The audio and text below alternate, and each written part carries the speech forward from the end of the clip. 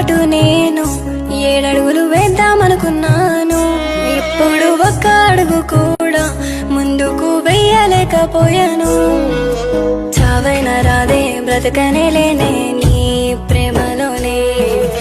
కన్నా ప్రేమ కోసం కట్టుకునేదాన్ని ప్రేమను చంపావే.